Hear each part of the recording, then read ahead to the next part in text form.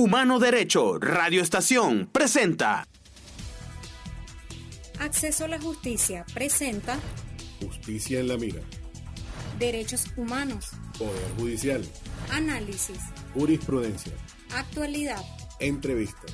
Agenda. Justicia en la Mira. Observa, denuncia y defiende. Tus derechos, los de todos.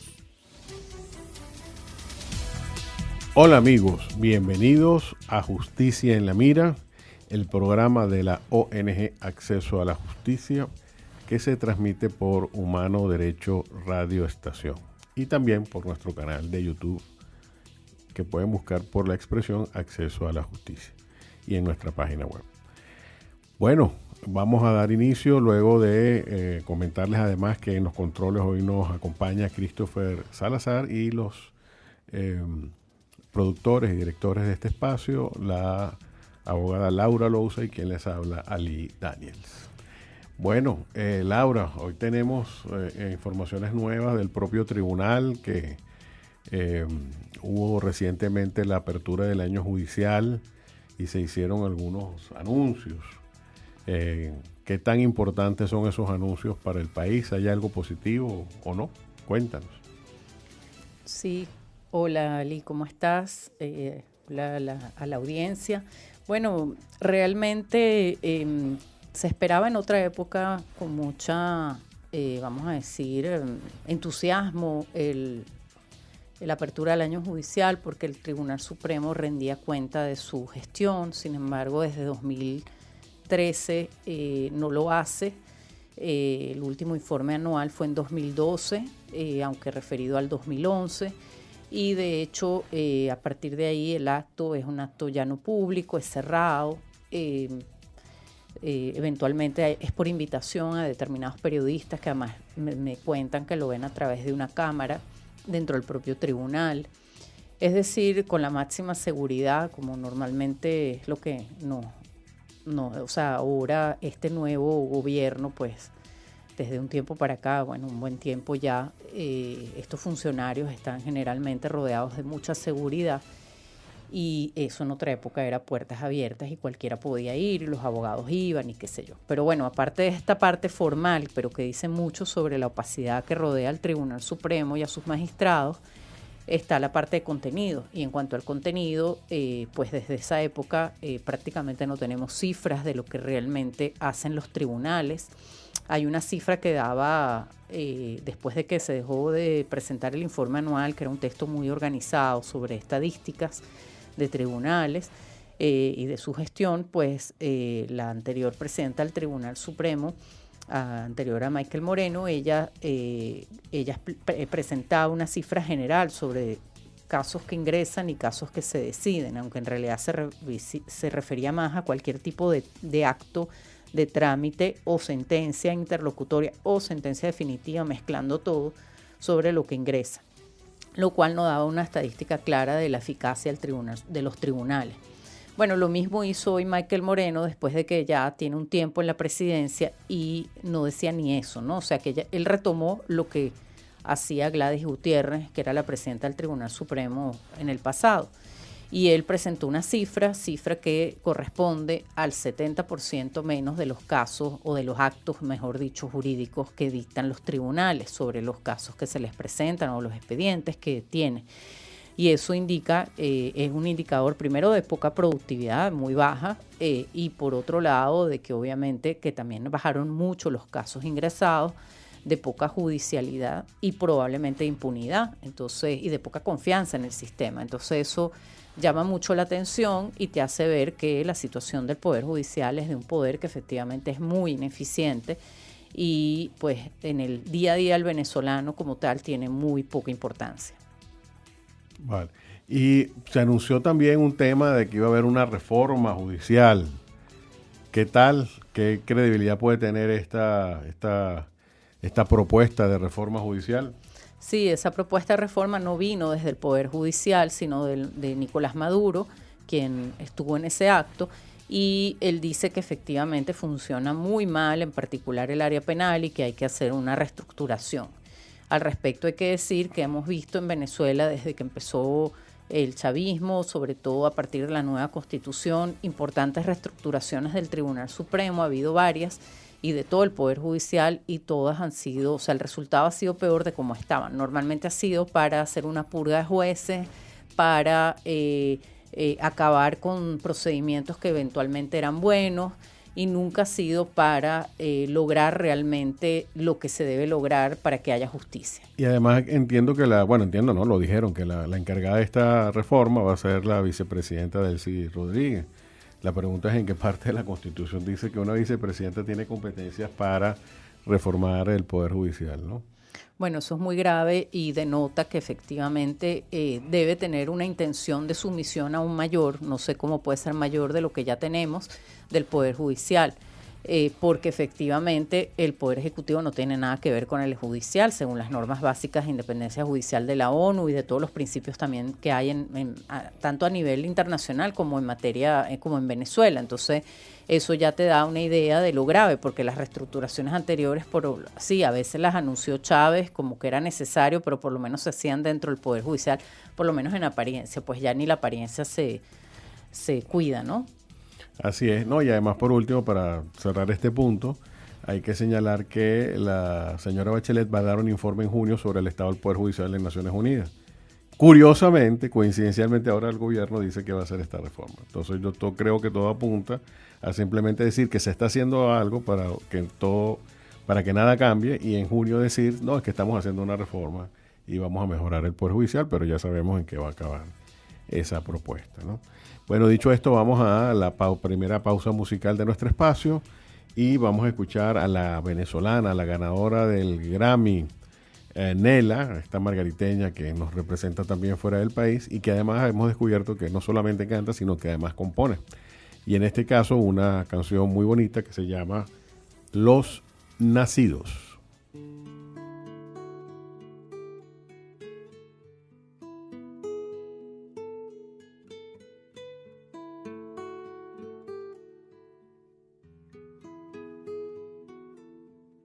Nacieron blancos los libros, vacíos de luz y verbo. Alguien dibujó un vestido de palabra escrita en verso. Nació muda la tragedia en soledad absoluta. Alguien ahora la interpreta con voz seria, firme y dura. Nacieron cuerdos los locos, nació necio el aprendiz. Nacieron muchos, son pocos los que llegan hasta aquí. Y ahora te tengo a ti, yo que nací tan sola, no me imagino sin ti, ni te imagino con otra. Y ahora si tú te vas, prefiero no haber nacido. Sería como bailar a compás fuera de ritmo. Y ahora si tú te vas, prefiero no haber nacido.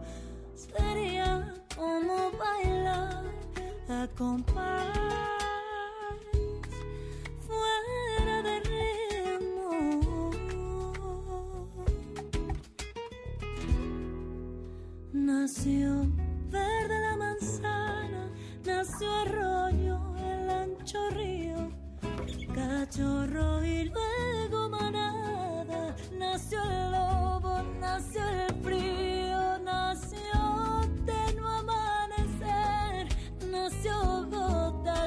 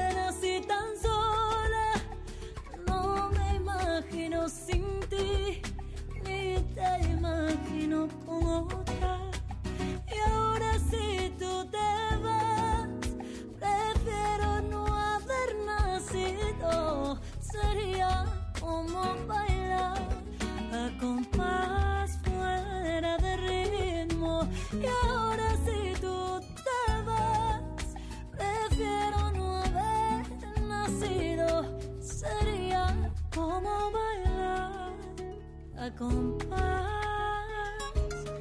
fuera de ritmo.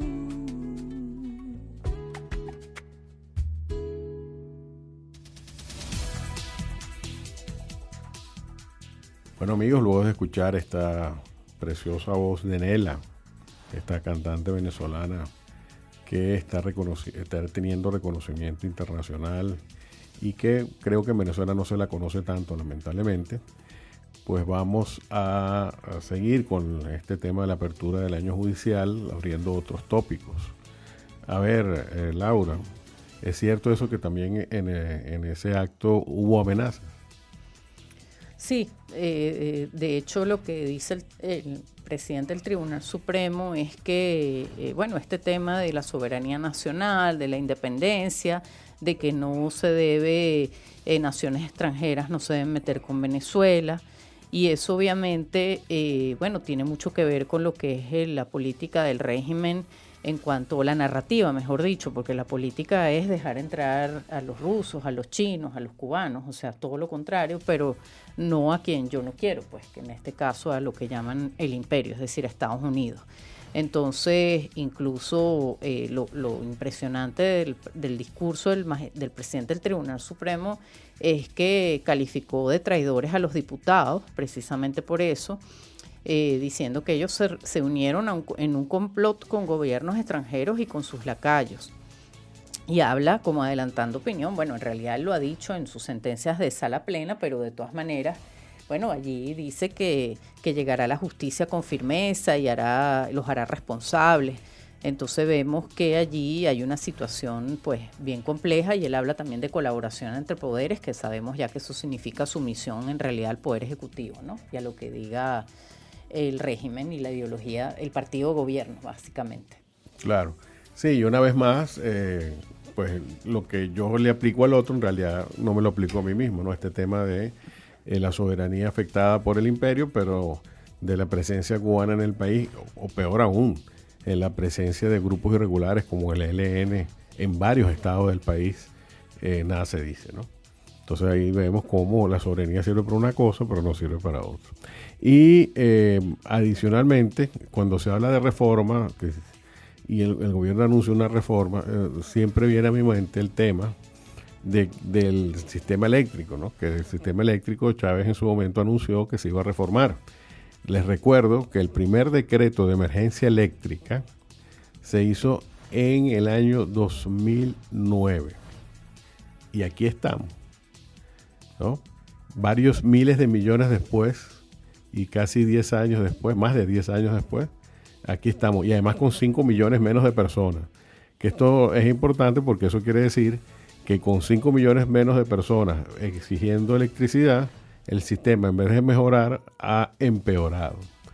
Entonces aquí vemos cómo el gobierno entiende lo que es una reforma, que al final siempre termina siendo no solamente un despilfarro, sino además una desmejora en el servicio. Y lamentablemente en el caso del Poder Judicial, nada apunta a que esto sea algo diferente a sacar unos jueces que se nombraron a dedo para poner otros jueces que van a nombrar también a dedo. Entonces, esta situación es la regla desde los últimos 20 años en Venezuela, y bueno, tenemos que decirlo de esa manera, lamentablemente.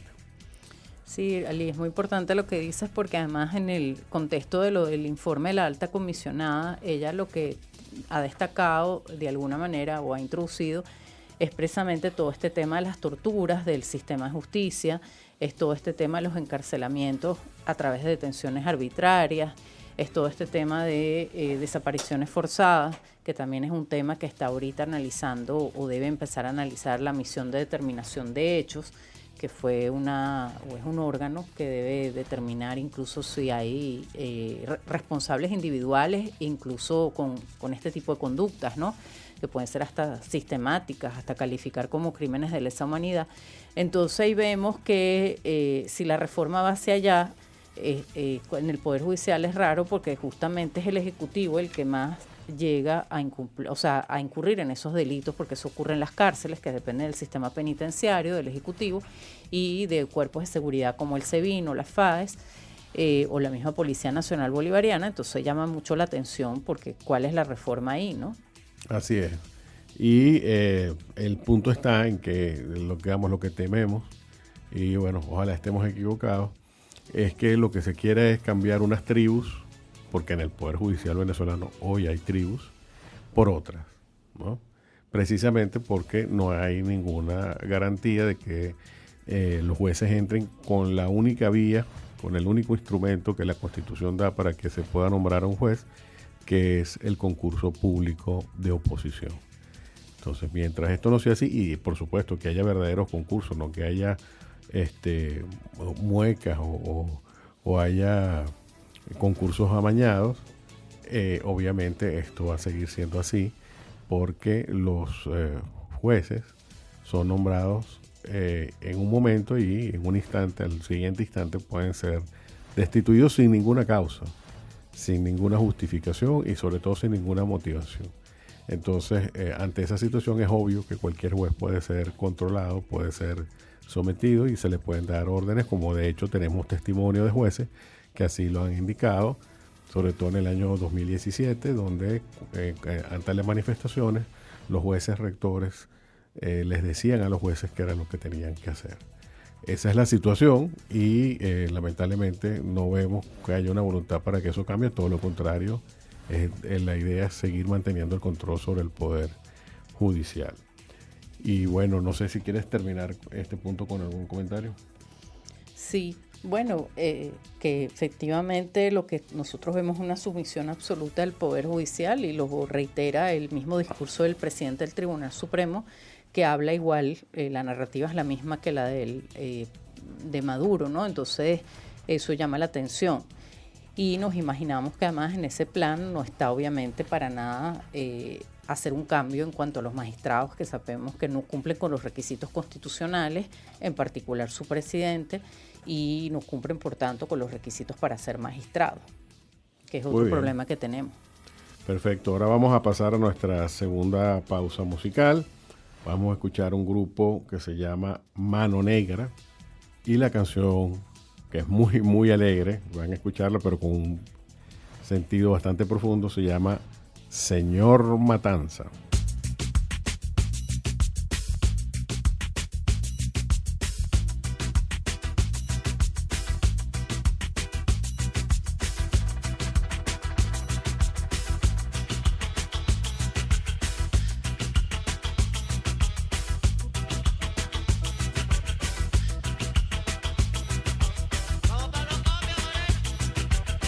El de la rebaja, baja del taxi, los tiros, la tira, el bazuco, la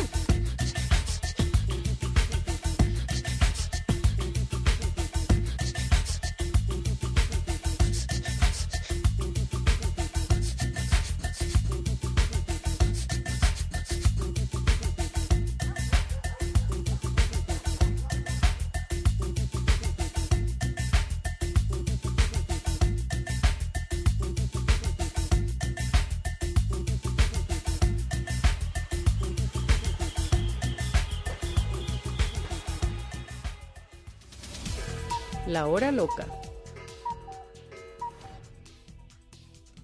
Bueno, amigos, luego de escuchar esta pausa musical tan interesante sobre el tema de las personas que son sometidas a la violencia en nuestras ciudades latinoamericanas, es decir, todos nosotros, vamos ahora a la hora loca, que como saben lo que busca no es la justicia del caso, sino la irracionalidad del caso, lo que ya escapa a la comprensión humana mínima. En este caso vamos a hablar de dos supuestos que son realmente increíbles. Ustedes saben que, bueno, si una persona es llevada a un juicio y es condenada, bueno, ese es el término de su condena. Si son 10 años, bueno, cumple 10 años, aunque hay que decir que con 2/3, por ejemplo, de la pena cumplida, ya se pueden aplicar medidas sustitutivas de acuerdo con la ley. Esto no es un tema de querer o no querer, sino de acuerdo con la ley. Y además hay otros elementos que permiten disminuir la pena. Por ejemplo, si usted, mientras está detenido, cumpliendo su pena, se graduó de bachiller, estudió una carrera, etcétera, por cada día que usted dedique al estudio, ese día se le multiplica por 2, de modo que la pena la cumple más rápido, ¿no? Y hay varias otras formas de cumplimiento de pena. Bueno, pero eso obviamente se aplica a ciertos casos y no a todos.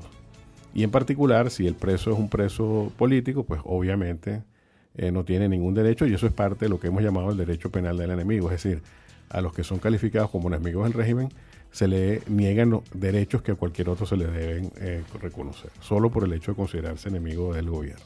Entonces, en este caso tenemos el caso del comisario de la Policía Metropolitana, Marco Hurtado, que había sido condenado injustamente por los hechos del 11 de abril, donde, como sabemos, ahí hubo un enfrentamiento entre unos señores en Puente Llaguno con efectivos de la Policía Metropolitana, y el juicio fue solo contra los de la Policía Metropolitana y no contra los de Puente Llaguno, ¿no? Pero bueno, visto esto, ya hecha la condena, bueno, esta persona fue condenada a 16 años y 8 meses de prisión y estuvo detenida desde el 19 de abril del año 2003, lo cual quiere decir que si fue condenada a 16 años y 8 meses, eso implicaba que la condena se terminaba el 19 de diciembre del año 2019. Entonces, ¿qué pasó? Que cumplida la condena, y yo conseguí los tweets de la esposa, que el día 18 de diciembre estuvo ahí en el circuito judicial del estado de Aragua, donde está el tribunal que lo condenó, y pidió, bueno, el cumplimiento de la pena, que se declarase el cumplimiento de la pena, y conseguí incluso uno anterior de su abogado Teres Lima Lavé, que ya en la primera semana de diciembre estaba diciendo: este señor ya ha cumplido la pena, tiene que ordenarse su liberación. O sea, aquí no se estaba pidiendo ningún favor, ¿no? No estaban diciendo, bueno, disminuye la pena, ten piedad, no. O sea, simplemente ya cumplió su pena, él es una persona libre, no tiene ninguna obligación de estar donde está. Y la jueza Adamarina Armas, de acuerdo con lo que informaron sus abogados defensores, pues no pasó esa fecha del 19 de diciembre y no ordenó la excarcelación. A partir de ahí, los abogados y los grupos vinculados a este caso empezaron a hacer campañas de Twitter pidiendo lo que ni siquiera tenían que haber pedido, que es que una persona que cumplió su pena sea liberada. Y en este caso, finalmente, luego de esta campaña que hicieron las organizaciones de derechos humanos, finalmente fue liberado el 23 de enero, es decir, más de un mes después de esto. En cualquier otro país, un juez que haya permitido que una persona cumpla un mes de exceso de su condena estaría prácticamente destituido, porque ese mes no tenía que haberlo pagado. Es simplemente hay una detención arbitraria, ahí hay un castigo arbitrario, y el funcionario que permitió que esa situación ocurriera debía responder por ello. Sin embargo, hablándolo con otros abogados, me dicen que tristemente no es así. O sea, que aquí hasta el preso tiene que estar pendiente de eso, porque los jueces aparentemente, si no les dicen, no están ni pendientes de quiénes cumplen la pena y quiénes no la cumplen, a pesar de que hay tribunales cuya misión es justamente eso, son tribunales de ejecución, que son los que deberían estar claritos quién cumple cada mes la pena para anticiparse a los procedimientos administrativos que hay que cumplir para que esas personas salgan, ¿no? Pero bueno, obviamente estos funcionarios pues no están muy pendientes de esa situación, y ya lo vimos. El otro caso que quería comentarles es el caso de unos tenientes, unos militares que fueron detenidos a consecuencia del llamado golpe azul. En este caso se trata de el teniente Luis Lugo y de otro teniente que aquí, bueno, no lo tengo anotado, pero que fueron detenidos y que fueron condenados. Entonces Luis Lugo y su compañero fueron detenidos, fueron condenados a 4 años y 7 meses. Esto se cumplió el 12 de octubre del año 2019, se cumplió esa pena, en un caso y en otro fue en noviembre, y se dictaron las boletas de excarcelación tardíamente, es decir, con fecha posterior a la fecha del cumplimiento de la pena, pero se liberó el juez cumplió con la obligación de emitir la boleta de excarcelación. Bueno, a la fecha de hoy, es decir, casi 2 meses después, vamos para 3, estas personas con una boleta de excarcelación y habiendo cumplido su pena, no han sido liberados. Esa es la justicia venezolana, de la cual en la apertura del año judicial nada se habla. Y el último caso es el de Karen Palacios, que es una clarinetista, que por haber dicho en Twitter que le habían votado a la Orquesta Filarmónica por no haber firmado contra Maduro, por hacer esa denuncia, empezaron a hurgar en su timeline de Twitter y vieron que había unos mensajes que uno lee en cualquier otro timeline de cualquier opositor de este país, pero como ella había hecho esta denuncia pública que se hizo viral, pues nada, presa. Entonces en este caso, el 1 de junio del año pasado fue detenida, el 18 de junio, es decir, 2 semanas después, fue emitida la boleta de excarcelación, pero no fue sino un mes después cuando fue liberada. Es decir, los 45 días esos, que en muchos casos se aplican aquí como el castigo, se cumplieron. Esto lo digo porque en el caso del año 2017, este tema de que los detenidos tenían que estar presos por lo menos 45 días, era una regla. ¿Por qué? Porque lo importante no era la condena, lo importante era que la prisión preventiva se convirtiese en el verdadero castigo. Y este fue el caso donde aplicaron esta regla de los 45 días. Entonces, esta es la hora loca, esta es la tristeza de la irracionalidad del sistema de justicia venezolano, que por supuesto en la apertura del año judicial nadie habla, ¿no? Dicho esto, vamos a pasar a nuestra siguiente pausa musical y vamos a escuchar a los Crema Paraíso con una canción muy, muy popular, muy de nuestro acervo cultural, que se llama El Norte es una Quimera.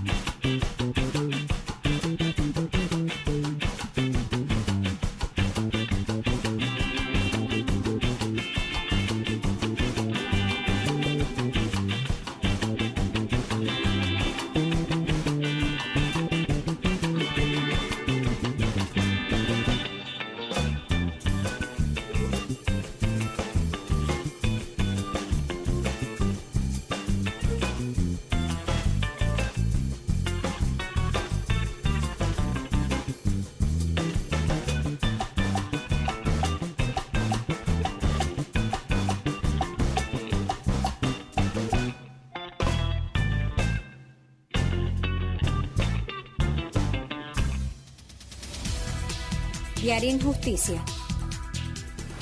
Bueno, amigos, y quería comentarles sobre esta canción que acabamos de escuchar de El Norte es una quimera, que efectivamente es una canción antiquísima. Es una canción de la década de los 30 del siglo pasado, escrita por un autor poco conocido, lamentablemente, llamado Luis Fragachán, que vivió esa experiencia. Es decir, él narra ahí lo que él vivió en Estados Unidos, fue, y no le fue muy bien, en los 20, y se regresó. Y él, pues, compuso esta guasa, que así la llaman, esta canción, que estuve averiguando. Una guasa es un tipo de merengue rucaneado, lo que llaman un merengue cañonero, que es una de las expresiones, digamos, de humor de la música venezolana, como su nombre lo dice, guasa, ¿no? Recordemos que esa palabra, pues, lo que busca es eso, burla, sátira. De ahí viene la expresión tan conocida de guasón. Entonces, esta canción viene de ahí y nace, pues, de las propias experiencias de este compositor venezolano Luis Fragachán, a quien recordamos el día de hoy. Y dicho esto, bueno, pasamos a nuestra sección también cotidiana de Diaria Injusticia. En este caso, es un caso donde al final hubo algo de justicia, pero ya van a ver. Es una demanda de nulidad contra de la empresa Bayer, la famosa esta empresa de medicamentos, contra el Ministerio del Poder Popular para el Comercio. El punto es que el 15 de mayo de 1990, que es cuando empieza nuestra historia, Bayer solicitó ante el Servicio Autónomo de Propiedad Intelectual el registro de una marca comercial denominada Bayovac. Esta solicitud, hecha en 1990, le fue negada en 1996, el 5 de enero de 1996, o sea, 6 años para decir eso. Ok, luego de esto, la empresa solicitante apeló la resolución que negó este registro y el SAPI declaró sin lugar el recurso de reconsideración interpuesto. Eso fue en el año 98, es decir, 2 años más. El 27 de mayo del año 98, de ese mismo año, la solicitante ejerció recurso jerárquico ante el ministerio.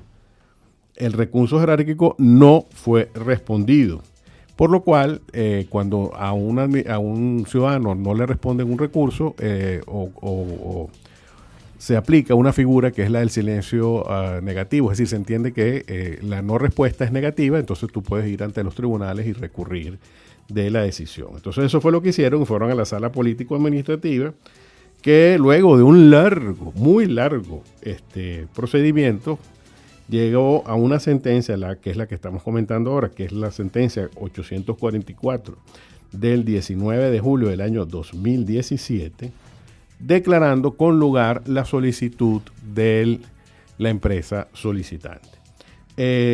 Con esto, pues bueno, ya se acabó el caso, listo, vámonos. Pero eso no fue así, porque a pesar de que la sentencia fue declarada con lugar y le pedí al SAPI que tomara una decisión en razón de la decisión tomada, el SAPI, pues, para el 8 de febrero del año 2018, es decir, al día siguiente de la sentencia, no había cumplido. Entonces, la empresa solicitó a la sala que declarara la ejecución voluntaria. Y esta fue declarada el 15 de marzo del año 2018. Pero ese lapso se agotó y no cumplió el SAPI con esa resolución.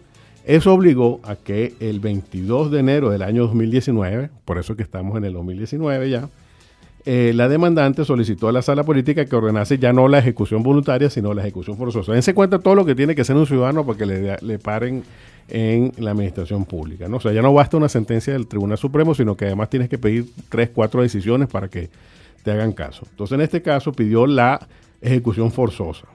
Y efectivamente la sala, mediante fallo 073 del 21 de febrero del año 2019, ordenó esta ejecución. Y mediante una decisión posterior de agosto de ese mismo año, del 2019, la sala acordó solicitar al SAPI que informara si había cumplido o no. Entonces aquí finalmente la sala actuó como tiene que haber, esto es un principio, oficiando, preguntando, inquiriendo. Y ahí fue cuando finalmente el SAPI concedió la la inscripción de la marca el 19 de noviembre del año 2019. Es decir, esta solicitud que empezó en 1990 se terminó 19 años después. No, que 19, 29 años después. ¿Ok? 29 años, o sea, se dice rápido, ¿no? 29 años. Esto es justicia. Entonces, finalmente se consiguió la inscripción de la marca del producto Bayovac según resolución número 158 publicada en el Boletín de la Propiedad Intelectual número 596. Entonces, como vemos, esto es de verdad, una cosa terrible. Habría que ver, por ejemplo, las pérdidas que la empresa Bayer ha tenido por tener que esperar 29 años. Imagínense que en vez de ser esta marca Bayoa, que no sé para qué es, pero supongamos que hubiera sido un antibiótico, que hubiera tenido que esperar 29 años para poder sacar el antibiótico porque no le dan la marca, ¿no? Entonces, ¿quién sería perjudicado? ¿Solo Bayer? Esa sería la pregunta. ¿Solo Bayer se vería perjudicado porque no vendería ese antibiótico o nos veríamos perjudicados todos? Entonces, esta es la situación de cómo aquí el tema de tanto la administración pública como el Poder Judicial de la justicia se va llevando al punto que un tribunal, aunque en este caso finalmente logró que le hicieran caso, para que vean que vemos algún supuesto donde eso ocurre, tiene que actuar, tiene que dictar 3 sentencias, no una, sino 3, y además mandar un oficio para ver si efectivamente el SAPI le parece, cuando le parezca, hacerle caso al Tribunal Supremo de Justicia. Por eso es que estamos como estamos, porque no es un tema de que si al SAPI le parece o no, es que el SAPI está obligado. Y ante el incumplimiento, el tribunal debió ya decir, es que si usted no cumple, usted está sujeto a una pena por el desacato. Pero ya sabemos que esa figura solo está reservada a la Asamblea Nacional. El resto de la humanidad puede tranquilamente seguir su vida, a pesar de que el Tribunal Supremo ordene lo que quiera ordenar. Ese es nuestro caso de Diaria Injusticia, donde, como ven, al final efectivamente Bayer pudo obtener su marca, pero luego de 29 años, y habría que ver, por ejemplo, cuánto le costó a un abogado ese juicio y ese recurso, ¿no? ¿Y quién le va a pagar ese costo? Por supuesto, nadie, porque en Venezuela no hay Estado de Derecho, lamentablemente. Y dicho esto, vamos a pasar ahora a escuchar a esa figura que ya es legendaria en el mundo del rock latinoamericano, que es Charly García, con un clásico de el rock argentino que se llama Los Dinosaurios.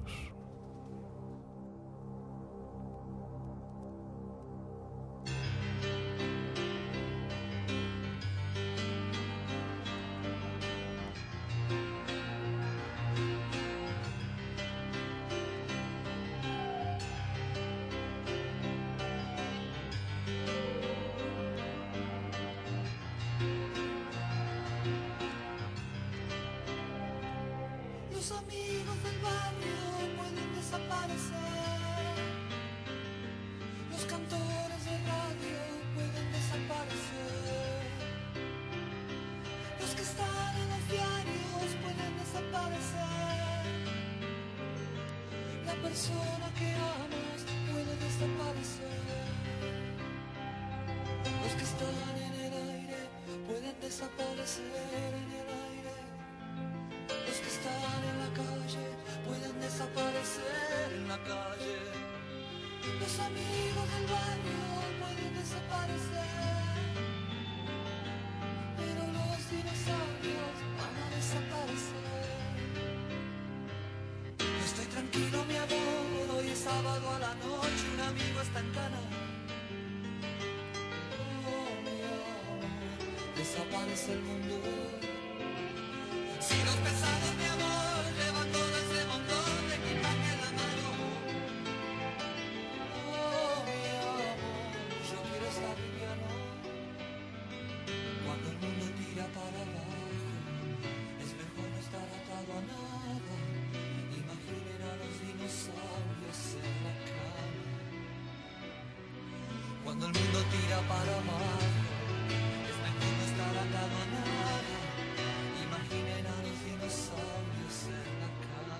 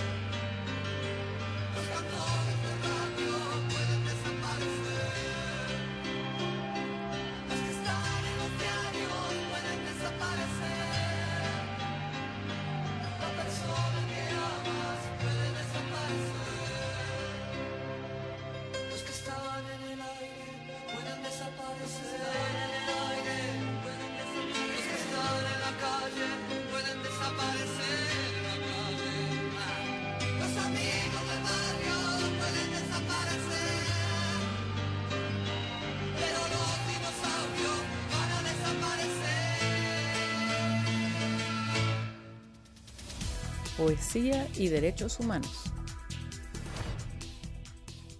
Bueno amigos, luego de escuchar a este gigante de la música sureña, del rock argentino y del rock latinoamericano en general, vamos a nuestra sección de poesía y derechos humanos, sin antes dejar de comentarles que en este caso vamos a escuchar a un gran poeta norteamericano, uno de las máximas expresiones de la poética norteamericana, nada más y nada menos que Walt Whitman, con una poesía que tiene, un poema que tiene como título la expresión Carpe Diem. La mayoría de nosotros recuerda esta expresión por la famosa película de Robin Williams, La Sociedad de los Poetas Muertos, donde esta expresión, que ha sido traducida como aprovecha el día, fue pues todo un éxito, y la filosofía era, bueno, aprovecha el día de hoy, cada día, cada minuto, cada momento, ¿no? Pero, averiguandito por ahí, uno consigue que la expresión completa, primero viene de Horacio, es decir, una expresión clásica del poeta romano Horacio, y la expresión completa para mí es más bonita todavía, porque la expresión completa es Carpe diem quam minimum credula postero, que seguro lo estoy pronunciando mal, porque en latín la mayoría de las palabras son graves, cuya traducción es aprovecha el día, no confíes en el mañana, ¿no? Entonces, para todos estos que a veces dejamos las cosas para el día siguiente, esta es una enseñanza que creo que es importante, ¿no? Porque a veces dejamos pasar celebraciones o cosas que pueden ser buenas para nosotros porque pensamos que en otro momento se podrán aprovechar mejor, y quizás esos momentos nunca terminen de llegar. Entonces, de verdad que esta expresión dice mucho, y ahora sí, no los fastidio más y los dejo con la hermosa voz de nuestra directora Laura Luz. No dejes que termine sin haber crecido un poco, sin haber sido un poco más feliz, sin haber alimentado tus sueños. No te dejes vencer por el desaliento. No permitas que nadie te quite el derecho de expresarte, que es casi un deber. No abandones tus ansias de hacer tu vida algo extraordinario. No dejes de creer que las palabras, la risa y la poesía sí pueden cambiar el mundo. Somos seres humanos llenos de pasión. La vida es desierto y también es oasis. Nos derriba, nos lastima, nos convierte en protagonistas de nuestra propia historia.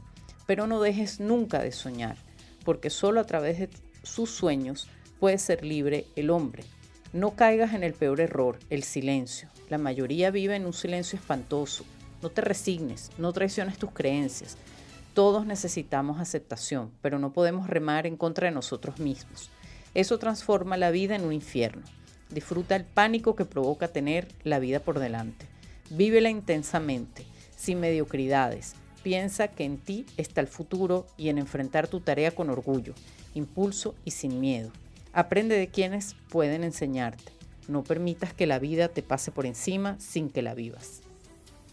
Así es, muy bien. Como ven, se trata de un canto a la vida, se trata de una declaración, digamos, de apuesta hacia el vivir la vida y vivirla de la mejor manera y la más plenamente posible. Y ustedes dirán, bueno, pero ¿y eso qué tiene que ver con los derechos humanos? Justamente porque, como recordarán, estos poemas se recitan para hacer homenaje a la Declaración Universal de Derechos Humanos, cuyo artículo 3 habla de que debe respetarse el derecho a la vida. Entonces, en vez de hablar en sentido negativo, esta vez del derecho a la vida, es decir, de las ejecuciones extrajudiciales o la pena de muerte que ocurre en Venezuela, queremos empezar hablando del derecho a la vida desde su aspecto más positivo.